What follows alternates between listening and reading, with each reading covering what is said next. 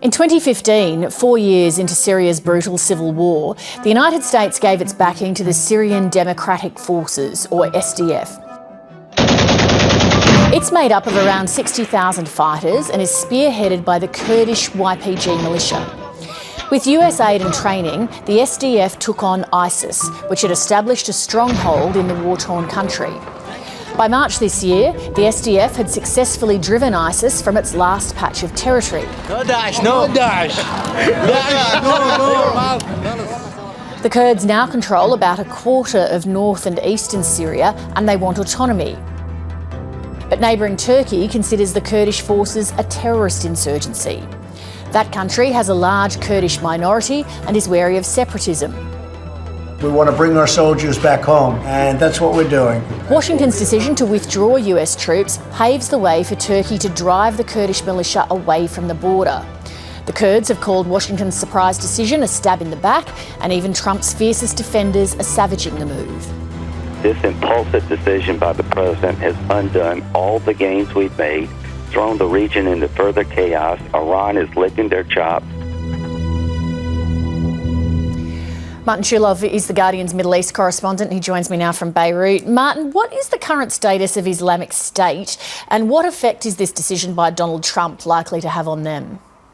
Islamic State were defeated militarily, certainly on the battlefields of eastern Syria, which were their last redoubt, in February and March this year. And as a result of that, we saw about 70 to 80,000 members of the Islamic State, or people who were supporting them, or fellow travellers who were taken from these destroyed towns and cities in eastern Syria into camps.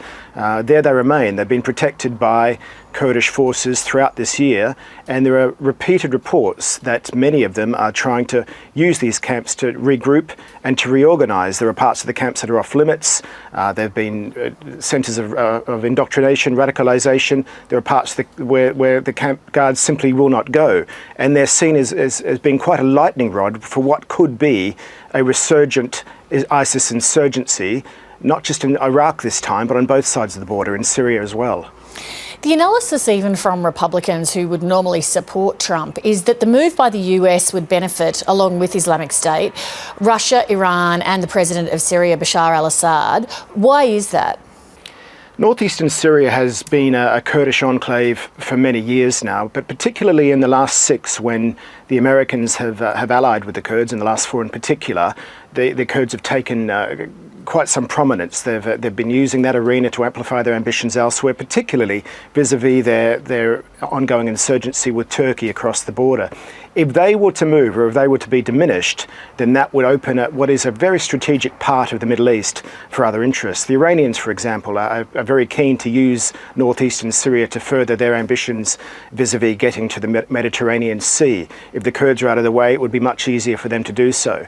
If the Kurds had decoupled with the Americans, the Russians would also be interested in the space. All sides are trying to carve out some space for themselves in the post-war ruins of Syria and shape the national character in their interests. While we have you, on another matter in the Middle East, there have been several days now of deadly anti-government protests in Iraq. The death toll is now up over 100 people. What's going on there? There are 100 dead in Baghdad in 5 days of protests which erupted roughly a week ago. They came out of nowhere. The organic nature has surprised authorities there, and it's certainly taken them completely off guard.